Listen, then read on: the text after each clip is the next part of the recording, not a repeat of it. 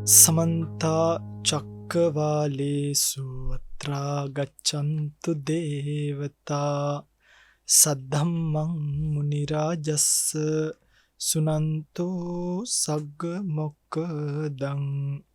धम्मश्रवण कालो अयं भदन्ता धम्मश्रवण कालो अयं भदन्ता ධම්මස්සවන කාලෝ අයං භදන්තා නමෝ තස්ස භගවතෝ අරහතෝ සම්මා සම්බුද්දස්ස නමෝ තස්ස භගවතෝ අරහතෝ සම්මා සම්බුද්දස්ස නමෝ තස්ස භගවතෝ අරහතෝ සම්මා සම්බුද්දස්ස. සදැහැති ගුණබර වාසනාවන්ත පින්වත්නි, අද විශේෂයෙන්ම වස්සාන සමය ආරම්භ වන ඇසළ පොහොය දිනයට පසු දිනය, අවපෑලවිය දිනය.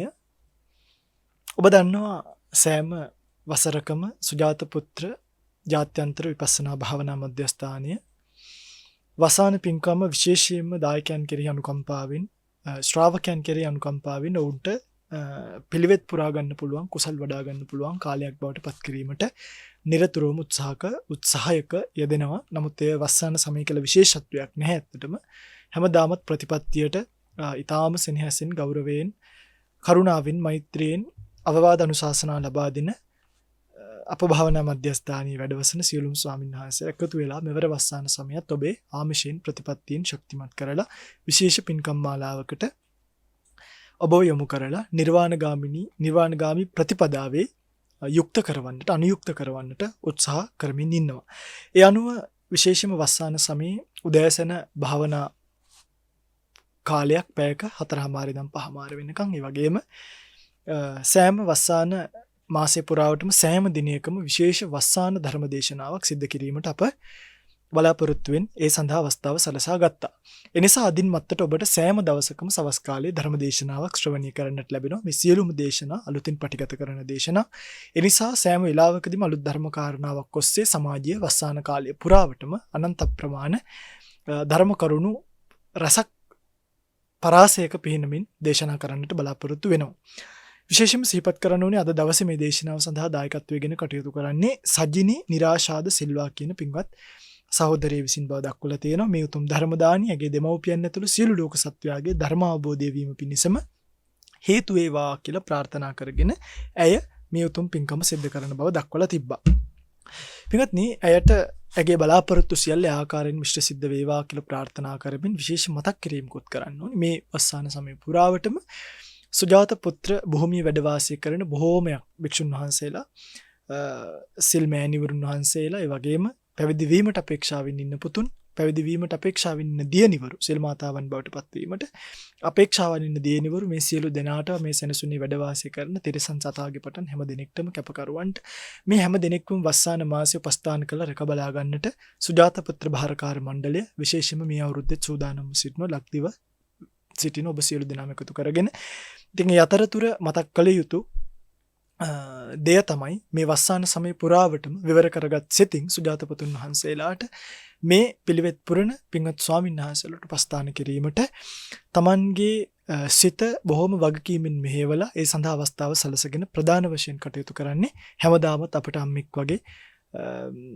රැකවරණය, අම්මික් වගේ ආශිර්වාදය, අම්මික් වගේ පරිස්සම හැමදේත් එක්කම අපි බලාගත් අපේ පින්වත් තරංගා අක්කා, තරංගා ජයසිංහ පින්වත් සහෝදරිය, වගේම පියෙක් වගේ හැමදාමත් අපි බලාගත්ත, රැක බලාගත්ත, ආශිර්වාද කරපු ශාසනික කටයුතු දැකලා ඒකට කවදාවත් වචනයකින්වත් පහතට දෙදෙමීමක් වෙන්නේ නැති බොහෝ ඇත්තන් ගාව තියෙන දෙයක්. නමුත් කිසිම දවසක හුස්මකින්වත් එහෙම කරන්නේ නැතුව ළඟ ඉඳලා ගොඩාක් බොහෝ කාලයක් ස්වාමීන් වහන්සේලාගේ බෙහෙත් හේත් පවා බලමින් කටයුතු කළ අපේ සංජීව අයියා කියන මේ පින්වත් සහෝදරියත් ඒ පවුලේ සියලු දෙනාමත් අද මේ වස්සාන කාලය පුරාවටම ස්වාමීන් වහන්සේලාට උපස්ථාන කරමින් කටයුතු කරන්නට බලාපොරොත්තු වෙනවා. වසාන 3 මාසය පුරාවටම. ඉතින් පින්වත් අක්කටත් පින්වත් අයියටත් ඒ දූපතුන්ටත් පවුලේ ඥාති හිත මිත්‍රාදී සියලු දෙනාටත් ඒ වගේම සුජාත පුත්‍ර භාරකාර මණ්ඩලයටත් අදින් මේ ආරම්භ කරන වස්සාන සමය ආමිෂයෙන් ප්‍රතිපත්තියෙන් ගුණ පුරාගෙන ප්‍රාර්ථනීය බෝධියකින් නිවිල යන්නට මෙකුසල් පාරමී කරගනිත්වා පාරමී ශක්තියෙන් පාරමී දම් පිරේවා කියලා ප්‍රාර්ථනා කරමින් අද දවසේ දේශනාවට යමු. පින්වත්නි මා මෙහෙට ධර්ම දේශනා සැකස්මක් විශේෂයෙන්ම යොදලා නැහැ කොයි සලස්මකට දේශනා ටික කරනවද කියලා. නමුත් එදිනෙදා මේ දේශනාවන් ඔබ නිර්වාණගාමිනී ප්‍රතිපදාවක අනියුක්ත කරවීම පිණිස මම කල්පනා කළා අද දවසේ දේශනාව නිර්වාණය කියන මාතෘකාවෙන් පටන් ගන්න. පින්වත්නි නිර්වාණය බෞද්ධ ආගම බුදුදහම කියන එක බෞද්ධ ආගමක් විදිහට අපි ගත්තත් බෞද්ධ ආගම් කාර්යයක් කියලා අපි ගත්තත් මේ බුදුදහම පරිශීලනීය පරිහරණය කරන භික්ෂුවක් වේවා සිල්මෑණි කෙනෙක් වේවා උපාසකෙක් වේවා උපාසිකාවක් වේවා මේ කාගෙත් කෙලවර තියෙන අවසාන ප්‍රාර්ථනාව තමයි නිර්වාණය කියන එක. එතකොට මේ නිර්වාණය ළඟා කර ගන්න එක්තරා ආකාරයකට අපට කාරණා කිහිපයක් තියෙන්න ඕනේ. ඒව තමයි අපිට අවශ්‍ය ප්‍රධානම කන්ඩිෂන්ස් ප්‍රධානම අවශ්‍යතාවයන්. ඒක තමයි එකක් මේ බුදුදහම කියන එක හරීම මේ ප්‍රජාතන්ත්‍රවාදී ධර්මයක් නිසා. ඒ කියන්නේ ප්‍රජාතන්ත්‍රවාදී කියලා කියන්නේ මේ ධර්මයේ පිඟුතුනේ හරීම නිදහස්. ඒ කියන්නේ මේකේ නීති රීති නැහැ. ස්වයං හික්මීමක් තියෙන්නේ. බුදුරජාණන් වහන්සේ සත්‍ය දේශනා කළා තියෙනවා. අක්කාතාරෝ තථාගතා තුම්මේ කිච්ඡං ආතප්පං නේ. ඕගොල්ලෝ තමයි කරගන්න ඕනේ.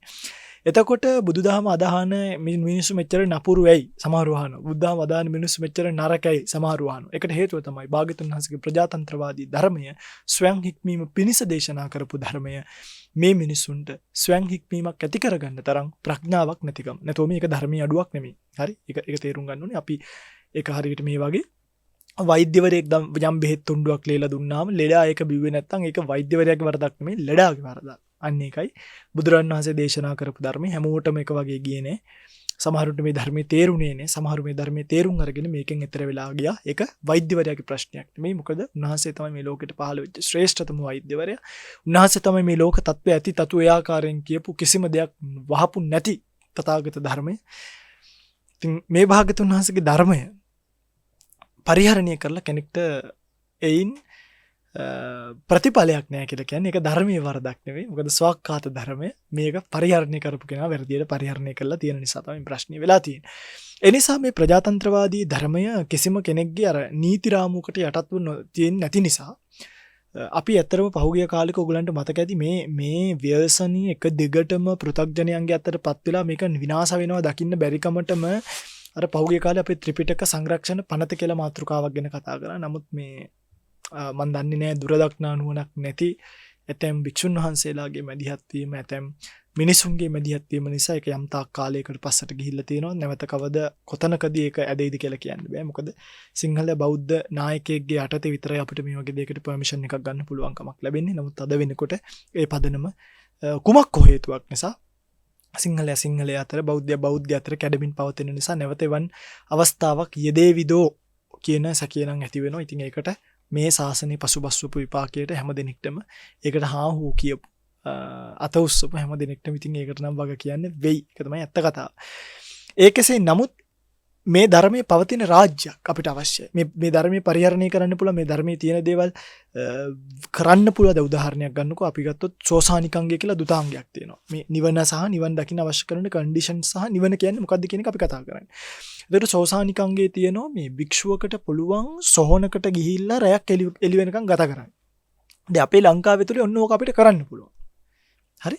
හැබැයි අපි හිතමුකෝ අපි වෙන පිටරටකට ගියා කියලා. එතකොට ඕකෙදී අපි සොහොනක් ඇතුළට යන්න පර්මිෂන් එකක් ගන්නවා කියන එකේ රටවල් වල තියෙන පසුබිමත් එක්ක පුළුවන් කමක් නෑ. මේක බුදුදහමත් එක්ක හැදිච්ච රටක්. ඒ නිසා භික්ෂුන් වහන්සේ නමක් යනකොට ෂීට් එකක් දෙනවා. භික්ෂුන් වහන්සේ නමක් අපින්දපාතේ ආවොත් දානෙ බෙදනවා. අන්නේ ඒක තියෙන්නේ. දැන් අපිට බෑනේ. දැන් හිතන්නකෝ සෞදි අරාබියට ගිහිල්ලා පින්ඩපාතේ යන්න පුළුවන්ද කියලා? බෑ සෞදි අරාබියට ගිහලා පින්ඩපාතේ යන්න බෑ. සෞදි අරාබිය වලට ගිහිල්ලා ආපු මිනිස්සු ඉන්නව අන්නර කොළඹ 6 7 ඒ මිනිස්සු කිව්වල් පැත්ත පින්ඩපාතේ යන්නත් බෑ. ඒ කියන්නේ සෞදි අරාබිය මං කියන්නේ පිට රටවල් වලට ගිහලා ඒ සිස්ටම් එකට ගෙවල් හදලා. ඒ කියන්නේ දොරවල් වහගෙන පින්ඩපාත ගියාට දාන ටිකක්වත් ලැබෙන්නේ නැහැ. ඒක ඇත්තටම ගෙයක් දොරක් නැහැ, පාරක් තොටක් නැහැ, කඩයක් නැහැ. ඉතින් ඒ නිසා මෙන්න මේ හැම කන්ඩිෂන් එකක්ම තියෙනවා. පින්ඩපාතේ යන්න පුළුවන් නේද මගේ පින්තුනි. ඊට පස්සේ පාංශුකූලික සිවුරක් දරන්න පුළුවන්. ඊළඟට මේ වස්සාන කාලය ඇතුළත අපිට පෙරහැරවල් පවත්වන්න පුළුවන්. එක පින්කම් කරන්න පුළුවන්. චෛත්‍යයන් වලට කප්රුකක් පූජා කරගන්න පුළුවන්. ජයශ්‍රී මහ බෝධිය වඳින්න යන්න පුළුවන්. මේ තමයි ලංකාව ඇතුළේ තියෙන සංස්කෘතිය. ඒ නිසා මේකට මේ සද්ධර්ම රාජ්‍ය පවතින ස්ථානයක් නැත්නම් සද්ධර්මයේ පවතින ස්ථානීය කියන එක ඉතා වැදගත්. නේද? ඒක එක කන්ඩිෂන් එක. හැබැයි අද නම් ක්‍රමානුකූලව ඒක නැති වෙලා යනවා. නිර්වාණය කියන එකට. ඊට පස්සේ තමයි ඒ රාජ්‍ය ඇතුලේ ගොඩනගෙන නිර්වාණය දේශනා කරන්න පුළුවන් භික්ෂු පරම්පරාව. ඉතින් ලංකාවේ තමයි වැඩිපුරම නිර්වාණය පිළිබඳව විශේෂයෙන්ම කතා කරන භික්ෂුන් වහන්සේලා වැඩි ඉන්නේ. ඔය කොයි රට ගත්තත් ඒ හැම රටකම අපි දන්නවා. අරහෙ කියයි මෙහෙ කියයි තායිලන්ත කියයි බුරුමි කියයි. ඔය බුරුම අරහෙ ගිහිල්ලා ආපු හාමුදුරුවෝරුයි තායිලන්ත ගිහිල්ලා හාමුදුරුවෝරුයි ඔක්කොම අපි අසුරු කරලා තියෙනවා, දැකලා තියෙනවා, බලලා තියෙනවා.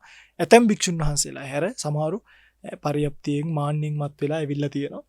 සමහරු ප්‍රතිපත්ති මාර්ගයක් ගැන දන්නේ නැහැ, තන්ට සුදුසු නුවණ නැහැ, ස්ථානෝචිත ප්‍රඥාව අඩුයි. සමහරු ඉතින් ඇත්තටම ටිකක් ලැජ්ජාවට කරුණුකුත් ඒවයි කතා කරන්න තියෙනවා. නමුත් තථාගත ධර්මය කියන්නේ ලංකාව ඇතුලේ අපි ගත්තොත් මේ කතා කරන්නේ දැන් රේරුකාණේ චන්දවිමල නායක හාමුදුරුවෝ වගේ ඊළඟට වර්තමානෙත් ඇතම් යතිවරු වැඩි ඉන්නවා ගිහිල්ලා මේ පරියප්ති ශාසනය හොඳට ඉගෙනගෙන ඇවිල්ලා රටට දේශනා කරන. ඒ වගේ යතිවරු කිහිප දෙනා හැරලා සමස්තයක් මේ කතා කරනවා. හැබැයි ලක්දිව ගත්තට පස්සේ ලක්දිව සමස්තයක් විදිහට භික්ෂුන් වහන්සේලා ශ්‍රී ලාංකික සංස්කෘතිය ඇතුළේ හික්මිලා ත්‍රිපිටකය අධ්‍යයනය කරා නම්, අටුවාව අධ්‍යයනය කරා නම්, ටීකාව අධ්‍යයනය කරා නම්, අභිධර්ම පිටකය අධ්‍යයනය කරා නම්, යම් කිසි ධර්ම දැනුමක් එක්ක භාවනා කරා නම් අන්න එවැනි භික්ෂුන් වහන්සේලාගෙන් සමන්විත රාජ්‍යයක් ඇතුළේ කල්යාණ මිත්‍ර සේවනය නොඅඩුව ලැබෙන නිසා සද්ධර්ම ශ්‍රවණිය තුලින් ඔන්න ඔය කියන නිර්වාණය සාක්ෂාත් කරගන්න පුළුවන්.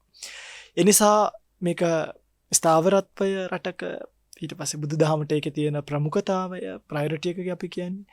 ඊට පස්සේ ඒ යම්කිසි තැනක් ඇතුළේ අපිට ධර්මයේ ඇහෙන ප්‍රමාණය, යම්කිසි රටක් ඇතුළේ අපිට පිළිවෙත් පුරන්න පුළුවන් ප්‍රමාණය, මේ හැම එකක් එක්කම පිඟුතුනි නිර්වාණය කියන එක තීරණය වෙනවා. එන්න නිර්වාණය අහිමි වෙනවා. මොකද හේතුව අනාගත භය කියලා සූත්‍රවල බුදුරණන් වහන්සේ දේශනා කළා තිනවා. විෂම රජවරු පහළ වෙනවා, විෂම වැසියන් පහළ වෙනවා.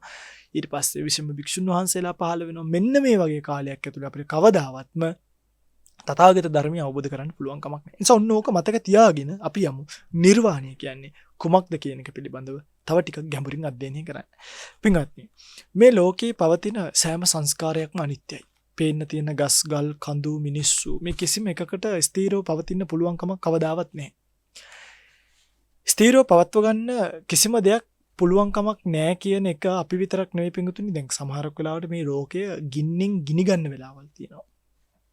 ජලයෙන් යට වෙන වෙලාවල් තියෙනවා. දැන් ඔයගලන්ගේ ඇස් ඉස්සරහ එක නැහැ කියලා ඔයගොල්ලෝ විශ්වාස කරනකොට ඉන්න එපා. මොකද ඇතැම් ඔය ශාස්ත්‍රඥයෝ නැත්තම් මේ දැන් තාරකා විද්‍යාව වගේ විද්‍යාවන් හදාරන කෙනෙක් එක කතා කරලා බලුවොත් ඔයගලන්ට තේරෙයි මේ වෙලාවේ ගිනි ගන්න ඒ වගේ ස්ථාන තියෙනවා. කියන්නේ ගින්නෙන් ගිනි ගන්න ස්ථාන තියෙනවා කියලා දක්වලා තියෙනවා. සමේ සක්වලවල් විනාශයටපත් වෙනවා. මේ කිසිම දෙයක් මේ මහා පොළොව එක විදියකට තියෙන්නේ ගහක් ගලක් එක විදියකට තියෙන්නේ ඒවා කඩාගෙන වැටෙනවා. මහා හස්ති රාජ්‍ය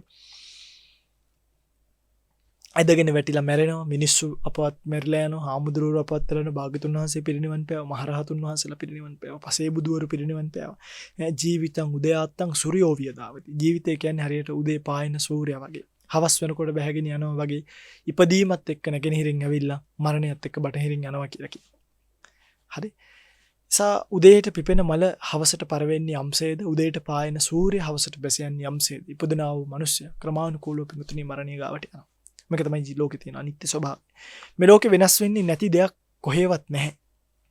ඒක කෙනෙක්ට හිතෙන්න පුළුවන් මහා අර අපි කියන්නේ මේ නෙගටිව් පැටර්න් එකක දහමක් කියලා. නෑ මේක මේ අර නෙගටිව් පැටර්න් එක දහමක් නෙමෙයි. මේක යථාර්ථවාදී දහමක්.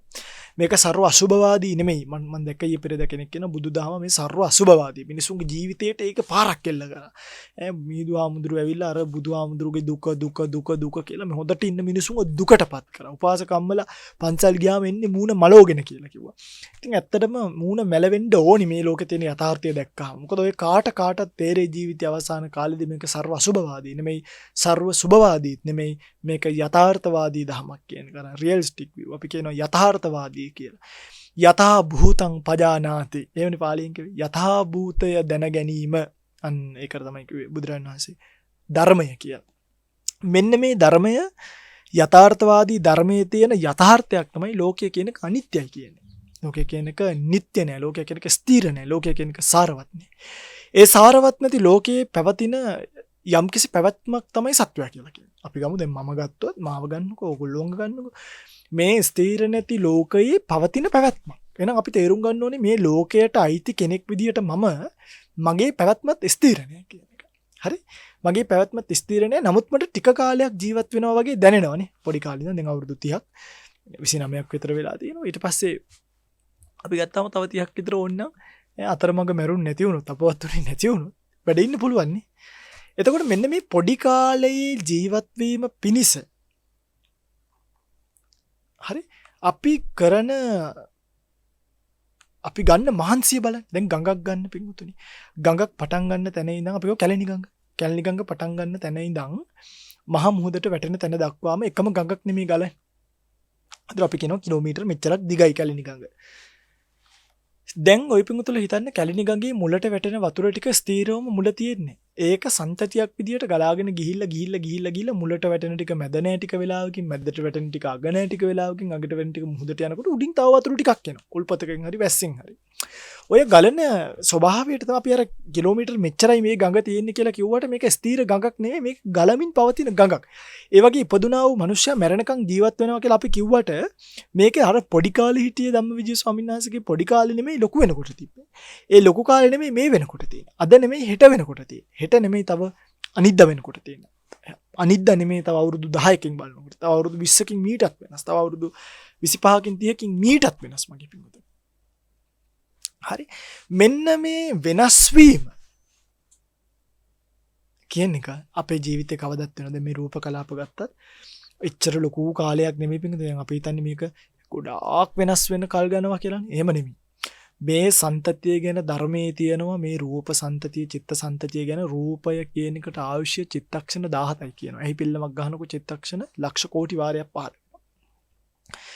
සිත කියන එකට අවශ්‍ය චිත්තක්ෂණ 1යි. ඒකෙන් තමයි අඩුම මේ ලෝකේ ගණනය කරන්නේ. ඇත්තටම මේ පහුගිය දවසක හරි අපූර්ව සිද්ධියක් වුණා. අපි ස්වාමීන් වහන්සේලා ඔක්කොම කළුවරේ ඉන්න වෙලාවක කරන්ට් එක කපලා එක පාට ලයිට් එක ආවා. ලයිට් එනකොට පින්වතුනි වටේ පිටේ තියෙන සියලුම ඔබ්ජෙක්ට්ස් අපිට මේ ලයිට් එනවත් පේනවත් කියන දෙකම එකට වෙන්නේ. ඉතින් ඇවිල්ලා ටික වෙලාවකින් චිත්ත වීදි කියලා චක්කු විඥාන පහළ වෙලා ඒව පෙනිලා ඒව හඳුර ගන්නව නෙමෙයි. මේ ඔක්කොම එකම වෙලාවේ දඩස් කාලා පහළ වෙන දේවල්.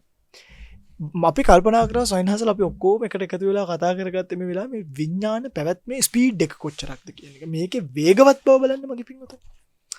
එතකොට මෙහෙම කරන්ට් එක එන මොහොතේ මේ සියලුම ඔබ්ජෙක්ට් එක අඩුවක් නැතුව මෙහෙම පේන්න තරම් මේ හිත කොච්චර වැඩ කරනවද ස්පීඩ් එකේ. චිත්ත වීදියක් අරගෙන බැලුවා. ඔය උපමාව ඔස්සේ සලකලා කල්පනා කරලා බලන්න. ඔය මගේ පින්වතුන්ට හොඳ පන්නරයක් වෙයි මේ උපමාව. මේ ජීවිතේ විඥානවල පැවැත්ම කල්පනා කරලා බලන්න. මෙන්න මේ චිත්තක්ෂණයක් පවතින සිතයි චිත්තක්ෂණ 17ක් පවතින රූප ධර්මතාවයි හැම තිස්සෙම නැති වෙන නිසා තමයි අපිට මේවට කන්න බොන්න දෙන්නේ. දැන් රූප ධර්මතා ටික විනාශ වෙන නිසා ඔය බඩගිනි අමාරුයි ඇඟට පණ නැහැ කියලා කියන්නේ ඇයි? ඔය කියන්නේ මෙන්න මේ නිසා. කාලා දැන් රූප ධර්මතා ටික දිරුණාට පස්සේ හිස් වෙනෝනි යම් කිසි ධර්මතා ටික. රූප ධර්මතාවල අඩුව ඒ රූප ධර්මතාවල නැතිවීම නිරුද්ධ වීම තමයි අපිට ඔය ඇඟට අමාරුයි මේ අපහසුයක් දැනෙනවා. අන්නේ ඔක්කොම ටික වෙන්නේ අර රූප ධර්මතාවල නැතිවීම නිසා. ආපහු කෑවාම මොකද වෙන්නේ? ආහාරජ රූප කලාප ටික උපදිනකොට අර රූප කලාප ඉපදීම නිසා අපට අන්න පෙර තිබූ වේදනාව දුර වෙලා ගිහිල්ලා අලුතෙන් ආපහු සොම්නසක් හටගන්නවා. හැබැයි දැන් අපිට ඕක හැමදාම කරන්න වෙලා තියෙනවනේ. අපේ බඩ ගින්නක අපි කියන්නේ ඕකට බඩ ගින්න කියලානේ. බඩේ ගින්න මොන ගින්නටත් වඩා ලොකුයි කියනවා. බඩගින්න කියන එක ලේසි පහසු දෙයක් නෙමෙයි. හැබැයි අපි දවසට වේල් 3ක් කනවා. අපි ජීවත් වෙන අවුරුදු 100ක් ජීවත් වෙනවා කියලා හිතන්න. මගේ පින්තුන හිතන්නේ මිනිහෙක්ට එක වේලක් කාලා අවුරුදු 100ක් ජීවත් වෙන්න තිබ්බනම් කොච්චර සනීපයි කියලාද හිතන්නේ. එක වේලක් කාලා අවුරුදු 100ක් ජීවත් වෙන්න තිබ්බනම් ඒක හරි සනීපයක්. හැබැයි එහෙම බෑනේ. එක වේලක් කාලා වලම් පිගම් ටික හොදලා වතුර ටික වේලෙන්න කලින් දෙවන වේලට යන්න. ඒ ටිකේ වතුර ටික වේලෙන්න කලින් තුන්වෙනි වේලට ආයිලි පේත යනෝනේ. අම්මලා ඉතින් පොල් ගානවා උයනවා පොල් ගානවා වෙනවා. ඇත්තට මට හරි අනුකම්පාවයි සමහර අපි ශ්‍රාවක යන්ගේ ගෙදර අම්මලා තාත්තලාගේ ගෙවල් වල අක්කලාගේ ගෙවල් වල ගියාම අපිට පේනවා අනේ උදේම නැගිටලා උයනවා. ආයු යනවා ආයු යනවා ආයු යනවා උයනවා උයනවා උයනවා උයනවා. මං සමහර වෙලාවට කියලා තියෙනවා මේ වේල් දෙකක් වළඳන්නේ නැහැ, එකක් ඇති අපි දවල්ට එනම් කඩින් මොන හරි ගෙනලා වළඳමු. මොකද මේ උයනවා උයනවා උයනවා. මෙන්න මේ මහන්සිය අපිට වෙන්න වෙලානේ. ඒ මේ නොපවතින ලෝකයේ తాවකාලිකව ඇතිවෙවි නැතිවෙවි පවතින රූප ධර්මතා ටික පෝෂණය කරන්න. දැන් හිතන්නකෝ මේක දුකක් නේ පින්වතුනි. හරි. ඊට පස්සේ ඒ රූප ධර්මතා කියන ඒවා දැන් ඇහැ කන නාසය දිව ශරීරය කියන ටික හැදෙනවා මනසත් එක්ක සිතත් එක්ක. ඒවා පෝෂණය කරන්න තව තව අපි දඟලන්න වෙලා. දැන් උදාහරණයක් අපි ගත්තට පස්සේ අපේ ඇහැ පිනවන්නේ නේද? නැටුම් ගැයුම් අපි තු සංගීතයක් බලන්නේ නැතන. නැටුමක් ගයි සංගීතයක් බලන්න යනවා කියලා. දැන් කොච්චර වියදම් යනවදනේ. අර දැන් අපි දක්වා අපි දුමු ජම්මක් හරි. අපි ක්‍රිකට් මැච් එකක් තියෙනවා කියලා. ඒකට යන්න සල්ලි ඕන. ඉන්න ගිහලා පොලිමේ ඉන්නවල ටිකක් ගන්න. දැන් මේ ඔක්කොටම හම්බ කරන්න ඕනේ. හම්බ කිරීමත් දුකක්. මිනිස්සු ඔය හම්බ කරන්නේ ඉගෙන ගන්නේ මේ ඔක්කොම කරන් පිංගුතුණි ඇහැ පිනවන්නේ කන පිනවන්නේ නාසය දිව ශරීරය පිනවන්නේ. මගේ පිංගුතුණි මේකත් හොඳයි. මෙන්න මේ දෙක මතක තියාගන්න. එකපාරක් දුන්නහම ආයි සැරයක් ඕනෙ වෙන්නේ නැත්තම්. ඒ කියන්නේ තෘප්තිමත් වෙනවා නම් එකපාරින්. හරි. එකපාරක් මහන්සි වුණාම ඇතිනම්. එකපාරක් යලට වගා කරාම ජීවිත කාලෙම කන්න ඇතිනම්. ඔන්න ඒකේ පොඩි සැපයක් අපිට පනව ගන්න පුළුවන්. හැබැයි මේක එහෙම නෑ පිටු. යලට කුඹුරට බහින්න කෙනා මහට ආයි කුඹුරට බහින්න. ඒ කියන්නේ යලයි මහයි දෙකේම කුඹුරේ කියන්නේ ජීවිතේම කුඹුරේනේ අවුරුද්දේ. ගෙදර ඉන්නේ කොයි වෙලාවටද? ඒ කොටුවකට යන්න වෙනවා, වතුර දාන්න වෙනවා, වතුර හරවන්න වෙනවා, කුඹුර බලන්න වෙනවා. වැස්සට යට වෙලා යනවා. සමහර වෙලාවට මිනිස්සුත් ഘോഷණ කරනවා අපේ පැත්තට වතුර වැඩි කියලා. සමහර මිනිස්සුත් ഘോഷණය කරනවා අපේ පැත්තට වතුර නෑ කියලා. මේ ඔක්කොම මේ දඟලන්නේ අර රූප වේදනා සංඥා සංකාර විඥාන කියන ඒවා ලබා දුන්නට අපේ හිත තෘප්තිමත් වෙන්නේ නැති නිසා. ඕකට තමයි ඔය දඟලන්නේ. සහ ඒවා නැවත නැවත සකස් කළ යුතු දේවල් නිසා. ඉතින් මේක හරීම මේ වේදනාවක්. මේක මේ ආත්මෙ විතරක් විඳපු වේදනාවක් නෙමෙයිනේ. ඔන්න මේ ආත්මෙ විතරක් නම් මේ අනවරාග්‍ර පුබ්බා කෝටි නපඤ්ඤායති. අනම තග්ගෝ යං බික්කවේ පුබ්බා කෝටි නපඤ්ඤායති. పూర్ව කෙලවරක් පනවන්න බැරි සසරක ඉඳන් විඳින දුකක් තමයි මේක. හරි. ඒතර මේ పూర్ව කෙලවරක් පනවන්න බැරි සසරක විඳින දුක ඇතුලේ ඕගොල්ලෝ හිටපු ගමන් දිව්‍ය ලෝකෙටත් යනවා. හැබැයි දිව්‍ය ලෝකෙ කියලා කියන්නේ తాවකාලික නිකන් සල්ලි තියාගෙන හෝටල් එකකට ගියා වගේ. සල්ලි තියාගෙන හෝටල් එකකට ගියාම සල්ලි ඉවර වෙද්දී හෝටලෙන් එළියට එන්න සිද්ධ වෙනවා. පින ඉවරුණයින් පස්සේ දිව්‍ය ලෝකෙන් එළියට බහින්න සිද්ධ වෙනවා. එනිසාම ඇතම් කාලවල බ්‍රහ්ම ලෝකවල වල සක්වලවල් දහස් ගණන් බ්‍රහ්මා ලෝකෙන් පතුරගෙන ඉන්න මිනිස්සු බ්‍රහ්මයෝ ඇතම් කාලෙදි කණාමැදිරිය බවට පත් වෙලා කණාමැදිරි එළිය විතරක් ඉතුරු වෙනවා. නන්දන වනේ පරසතු රුක්ෂයේ නැගිලා හිටපු මිනිස්සු දෙවියෝ ඇතම් කාලවලදී කටුවිඹුල් ගහේ නගිනවා. මේ දෙක මාරු වෙනවා. හරි. ඉතින් මේක තමයි පිටුතුණි ඇත්ත කතාව. ඊට පස්සේ අපි ගත්තොත් දිව්‍ය ලෝකේ තියෙන නන්දා පොකුණේ සක්‍ර දේවේන්ද්‍රට අයිති පොකුණ පෙන් පහසු වෙච්ච නාපු දෙවි දේවතාවෝ යතම් කාලෙදී වේතරණි නදිය පීනනවා. ඔන්න හිතා ගන්න වගේ පින්වතුන්ලා. හරි. නන්දනු වෙන සතුටු වෙච්ච ඇතම් දෙවිවරු කාලෙකදී අසිපත්‍ර වනේ දුක් විඳිනවා. නිරේට වැටිලා. ඉතින් මේ තමයි සසරේ හැටි. මේ ස්ථීර නැති සසරේ අපිට ලැබෙන ආත්ම භාවය පිළිබඳව සලකාගෙන ඒකට ආසාවෙන් ඒක පෝෂණය කර කර ඒක නඩත්තු කර කර ඉඳලා නඩත්තු කිරීමේ දුකේ ඉවරෙකුත් නැහැ. තෘප්තිමත් වෙන්නෙත් නැහැ කොච්චර දුන්නත්. ඊට පස්සේ සදාකාලිකව තියෙන්නෙත් නැති නිසා අසනීප වෙලා දුක් විඳලා මැරලා යනවා. ආයි කොයි හරි උපදිනවා. ආයි නඩත්තු කරනවා. ආයි පවතින්නේ නැහැ. ආයි විඳින්න උත්සාහ කරනවා තෘප්තියක් නැහැ. ඇත්තටම පිංගුතුනි මේ සංසාරය කියන්නේ මහා ලොකු හිරගයක්. මතක තියාගන්න. සංසාරය කියන හිරගෙදර බරපතල වැඩ සහිතව හිරදඬුවම් නියම වෙච්ච හිරකාරයෝ තමයි අපි. අපි කියලා මම මේ වෙලාවේ අදහස් කරන්නේ මමත් මේ මොහොතේ ඉන්නේ මේ ලෝකයේ තුලනේ. ඒ නිසා ධම්මවිජ්ජ සයනසට පිළිකා හැදෙන්න පුළුවන්. මේ සංසාරය තුලේ මගේ දඬුවම තාම ඉවර වෙලා නැහැ. ඔබත් බරපතල වැඩ සහිතව සිර දඬුවම් විඳිනවා. හරි. මෙන්න මේ දුක්ඛිත ලෝකය විඳින්න උත්සාහ කිරීම තමයි සාමාන්‍ය ජනයා කරන්නේ. ඒකයි කිව්වේ මිනිස්සු මේ ඇහැ කන නාසය දිව ශරීරයේ පිනවීම සැපක් කියලා ගන්නවා. හැබැයි ආර්යයන් වහන්සේලා මේ ඇහැ කන නාසය දිව ශරීරයේ පිනවන පංචස්කන්ධය සහ පිනවීම දුකක් කියලා ගන්නවා. මේ දෙකක්. මේ වාගේ නැතිවීම දැන් මිනිස්සු හිතනවා ඇහැ පිනවන එක නැතිවීම රූප ශබ්ද ගන්ධ වල නැතිවීම දුකක් කියලා. ආර්යයන් වහන්සේලා හිතන්නේ මේ රූප ශබ්ද ගන්ධ රස ස්පර්ශ වල නැතිවීම සැපයි. මොකද්ද මේ දෙකේ තියෙන සැප දුක වෙනස? පිංගුතුනි අර කතා කරන දැන් ලෝකේ සැප දෙකක් තියෙනවා. ලෝකේ සැප දෙකක් තියෙනවා. එකක් වේදිත සුඛය. වේදිත සුඛය. අනිත් එකට කියන්නේ සන්ති සුඛය කියලා. විමුක්ති සුඛය කියලාත් කියනවා. සන්ති සුඛ. සන්ති කියන්නේ සංසිඳීම නිසා ඇති වෙන සැපය. මේ නිර්වාණය තේරෙන භාෂාවෙන්. වේදිත සුඛය තමයි අර ඇහැ පිනෝ කන පිනෝ නාසය දිව ශරීරය පිනෝ විඳින සැපට කියනවා වේදිත සුඛයක්. මිනිස්සු ඒකේ ඇලිලා ගැලිලා ඒකේ මුලා වෙනවා. සාමාන්‍ය මිනිස්සු මුලා වෙනවා ඒකේ. හැබැයි සංසිඳීම කියන එක දැන් අහනවා සමහරු හාමුදුරනේ නිවනේ රූප ශබ්ද ගන්ධ රස ස්පර්ශ නැත්තම් නිවනේ තියෙන සැපේ මොකද්ද? කියන්නේ දැන් මගේ පිටුතර මෙහෙම හිතන්නේ සංසිඳීමම සැපයිනේ පිටුතර. නැද්ද? සංසිඳීම සැපයි. කොහොම සංසිඳීමම සැපක් වෙන්නේ? ඉතින් මගේ පිටුතල හිතන්න මගේ පිටුතරට රෝගයක් හැදෙනවා. ඔන්න බලන්න කතාව. රෝගයක් හැදුනට පස්සේ අපි හිතමු මොකක් හරි දරුණු වේදනාවක්. ඕගලන්ට මේ ලෝකේ තියෙන කොච්චර හොඳ කෑම බීම කැව්වත් ඕගොල්ලෝ ඉන්නේ සතුටින්ද දුකෙන්ද? කොච්චර හොඳ කෑම බීම කැව්වත් රෝගේ නිසා ඕගොල්ලෝ ඉන්නේ දුකෙන්. හැබැයි ඔබ හිතන්න මෙන්න මේ රෝගය කෙනෙක්ට සංසිඳුනොත්. ඒ කියන්නේ රෝගය නැතිවීම කියන එක සැපක්නේ.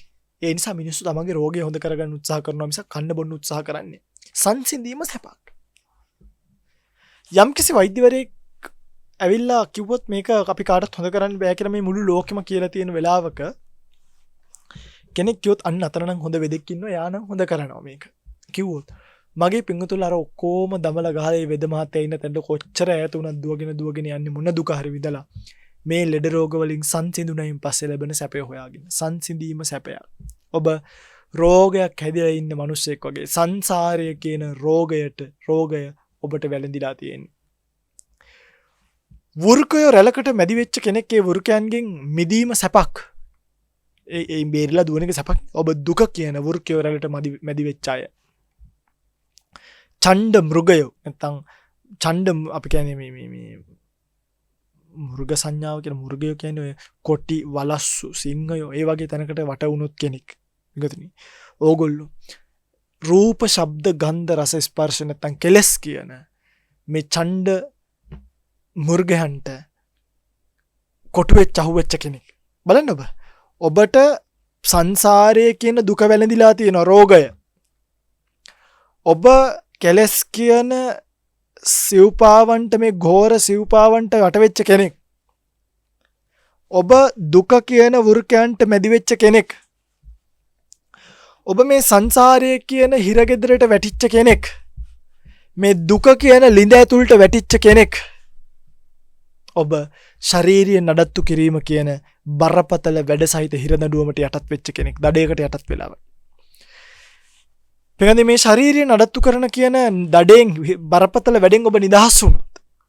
ඇත්තට ඔබ දන්නවද දැන් අපි එක්තරා විදිහට මේක සාන්දෘෂ්ටිකව විඳිනවා. අපි දැන් මේ රූප කියන්නේ ඇඳුම් අඳින්නයි කොණ්ඩ ස්ටයිල් දාන්නයි කරාබු දාන්නයි ඒවට යන්නේ නැහෙනි. ඇත්තට ඒ නිසා ඔය බරපතල වැඩ සහිත කියන එක වික්ෂුවකට ගොඩක් වෙලාවට නැහැ. චර්යාව හොඳ නිසා හිරගෙදර අර අපි කියන්නේ රටාව හොඳ වෙනකොට හිරගෙදරුණත් එහෙමයි හොඳ. එයාට පොඩි මේ එක්ස්කියුස් එකක් ලැබෙනවා අනිත් අයගේ. ජේලර් ලගින් ලැබෙනවා. එහෙම ලැබෙනවා. එළියට යන්න පුළුවන්, එළිය වැඩවලට යන්න පුළුවන්. අන්න ඒ වගේ ලැබෙනවා. චර්යාව හොඳ වුණා. ඒ වගේ භික්ෂුන් වහන්සේලාට ඇතැම් විට මෙන්න මේ කියන සමහර දේවල් නැහැ. දැන් හැබැයි සංසාරයේ කියන එතකොට දැන් හිතන්න පස්කම් සැප කියන ළිඳට වැටිලා. එහෙම නැහැනේ. එහෙම ඒ ළිඳට වැටිලා නේ ඒකෙන් ගොඩ ඇවිල්ලා තියෙන්නේ. ඉතින් මේ වගේ මේ හැබැයි රෝගය තියෙනවා. එක කියන්නේ සංසාරයේ කියන රෝගය වැළඳිලා තියෙන්නේ. මෙන්න මේකෙන් නිදහස් වීම. මේක හරි ගැඹුරුයි දේශනා පිටුනේ. මුලැමැදාග ගලප ගන්න ඕනේ. රෝගයෙන් නිදහස් වීම අන්න සංසිඳුණට පස්සේ ඇති වෙන සැපයට සුඛයට කියනවා. සන්ති සුඛය නැත්නම් විමුක්ති සුඛය. මිදීම නිසා ඇති වෙච්ච සැපේ. නිර්වාණයේ තියෙන සැපේ තමයි මේ කිසිදු ආකාරයක පංචස්කන්ධයක පිහිටීමක් නැති බව. ඇත්තට පිටුතුනි මේ නිර්වාණී කියලා යම් තැනක් නැහැ හොඳේ. දුකේ නිවීමම නිර්වාණයයි. බුදුරණස් කියන සමහර සූත්‍රවල අමානින්නේ මම නිවන ඉඳන් එන කෙනෙක් ගැන කියන්නෙත් නැහැ. නිවන ඉඳන් යන කෙනෙක් ගැන කියන්නෙත් නැහැ. නේ? ඉතින් යමක සූත්‍රයේම බලන්න. කියන්නේ සත්වයා නිවන් දකින්නේ නැහැ. එහෙමත් කියලා තියෙනවා. කියන්නේ නිවන් දකින්න සත්වයක් නැහැ නේ පින්වතුනි. නාම රූපවල පැවැත්මට තමයි සංසාරය කියන්නේ. නාම රූපවල නැවැත්මට කියනවා නිවන කියලා. නාම රූපවල පැවැත්ම තියෙන තාක් තමයි අර කියපු ආකාරයේ ඇහැ කන නාසය දිව ශරීරය පිනව සත්‍යයන්ට ඉන්න පුළුවන්කම තියෙනවා. ඉන්න පුළුවන්කම ලැබෙන්නේ. හැබැයි මගේ රත්තරන් පින්වතුනි යම් කිසි කෙනෙක් බලන්න මේ ස්කන්ධ ටික ලැබුණාට පස්සේ මිනිස්සු එක පාට භූමිකම්පාවන් වලට අහු වෙනවා. එක එක්කෙනාගේ ප්‍රහාරයන් වලට අහු වෙනවා. විෂ දුම වලට අහු වෙනවා. වතුර ඇවිල්ලා ගහගෙන යනවා. අසනීප අමාරු ඇදිලා අනන්ත අප්‍රමාණ දුක් විඳිනවා මේ සත්වයා. සමහරු සිය දිවි නසා ගන්නවා. දැන් මේ විපත් ඔක්කොම අපිට එන්න කිසිම බාධාවක් මේ ලෝකේ නැහැ නේ. ඒ නිසා මේ ලෝකයේ සම්බාධ සහිත ස්ථානයක්. දැන් ඕගොල්ලෝ වතුරකට යට වෙන්න බැරිද? ඕගොල්ලෝ සිය දිවි නසා ගන්න බෑ කියලා ඕගොල්ලන්ට හිතෙනවද? ඕගොල්ලන්ට හිතෙනවද පාරේ යනකොට වාහනයක හැප්පෙන්නේ නැති වෙයි කියලා? ඕගොල්ලන්ට හිතෙනවද පිළිකාවක් හැදෙන්නේ නැති වෙයි කියලා? නෑ මේ විපත් ඔක්කොම අපිට විවෘතයි. ඒ නිසා මේ ලෝකයේ සම්බාධ සහිත ස්ථානයක්. හරි? සමේ ලෝකයේ ඇතුලේ පහළ වෙලා තියෙන රූප, ශබ්ද, ගන්ධ, රස, ස්පර්ශ කියන මේ ආරම්මනේ විඳින්න පුළුවන් වෙලා තියෙන චක්සු, සෝත, ගාන, જીවහා, කාය කියන මන කියන මේ ආයතන ස්කන්ධ ධාතු ආයතන මේ ආයතනයන්ගේ පටිලාභය මේ ආයතනයන්ගේ ප්‍රාතුර්භූතභාවය පහළ වීම ඒකම දුකක් පිළිබඳ සංකිට්ඨේන පංචපාදානස්කන්ධා දුක්ඛ රූප වේදනා සංඥා සංඛාර විඥාන වශයෙන් හඳුන්වමු මේ නාම රූප ධර්මතාවයන්ම දුකක් මගේ පිළිබඳ එනිසා මේ නාම රූප ධර්මතාවයන් වල පැවැත්ම කවදාවත්ම සැපක් වෙන්න විදිහක් නැහැ. ඔයගලන්ට දැන් තේරෙනවා ඇති මේ ලෝකේ අස්තීරයි නම් අස්තීර ලෝකේ පවතින නාම රූප දෙකක් නම් අපි ඒ දෙකටත් නිතර කණ්ඩ බොණ්ඩ දෙන්න වෙලා නම් නඩත්තු කරන්න වෙලා නම් කරන නඩත්තුව ස්ථීරව පවතින්නෙත් නැත්තම් ඕගොල්ලෝ මේ පංචස්කන්ධය කියන ස්කන්ධ පහ තියාගෙන මේ මහා ලොකු ලිඳකට වැටලා සංසාරයේ කියන රෝගය වැළඳිලා පස්කම් සැප කියන දුකට ගොදුරු වෙලා දුක කියන වෘකයන්ගෙන් වට වෙලා බලන්නකෝ ඕගොල්ලෝට මොකද වෙලා තියෙන්නේ කියලා අර මරණ තුනක් ඇති මිනිහෙක් පැණි කෑය වගේ තමයි ඕගොල්ලන්ට වෙලා තියෙන්නේ. ඔගොල්ලෝ ක්‍රමානුකූලව එල්ලුම් ගහ දක්වා මරණය දක්වා දක්කනවා වයසමික උපනියති ලෝකෝ අද්දුවති. ඔගලන්ගේ ජීවිතේ ක්‍රමානුකූලව ඔය කොහෙටද අරයි යන්නේ? දැන් 50යි 30යි කියලා කියන්නේ තව පියවර 30ක් කියන්නේ මම පියවර 30ක් ඇවිල්ලා තව පියවර 30කින් මම මරණේ මට එල්ලුම් ගහ මාව මරනවා. හැබැයි ඒ අතරතුර කවුරු හරි කෙනෙක් දිව ඇදලා පැණි ටිකක් වක් කරාම ඒකට හාහූ කියලා සාදු කියන. ඒක නෙවෙයි වෙන්නේ. මේ తాවකාලික ලෝකයේ කුමන සැපයක්ද කෝණුහා සොක්කිමා නන්දෝ නිච්ඡම් පජ්ජලිතේ සති අන්ධකාරේ නෝනද්දා පදීපන්න ගවෙස්සත විශාකයෙන් ඇහුවේ විශාකම hina වෙවි නටනට කොයිද යන්නේ නේ අන්ධකාරේ නෝනද්ද මේ අන්ධකාරයෙන් මේ මිදිලා යන්න පාරක් හොයාගන්නේ නැද්ද විශාකගේ යාළුවන්ගෙන් ඇහුවේ විශාකාවත් එක්ක ගිය යාළුවෝ ටිකනේ මේ මත්පැන් බීලා පන්සල වටේ කැරක් ගිහිටි මතකයි විශාකාවස්ගේ එහෙලියන්ගේ කතා වස්තුව කියලා තමයි ධම්මපදයේ තියෙන්නේ මෙන්න අහනවා දැන් ඕගොල්ලොත් කරන්නේ ඕක නෙමෙයිද කෝණුහාසෝ කිමානන්දෝ මොකද මේ hina වෙවි කාලය කන්නේ නිච්ඡම් පජ්ජලිතේ සති ඔයගලන්ට පේන්නේ නැද්ද මේ ලෝකයේ ගිනිගෙන දැවිලා කියලා අන්ධකාරේ නෝනද්දා පදීපන්න ගවෙස්සත මේ අඳුරෙන් ගැලවෙන්න පාරක් හොයාගන්නේ නැද්ද සදාකල් මේ දුකේ වෙලිලා ඉන්න දෝනි.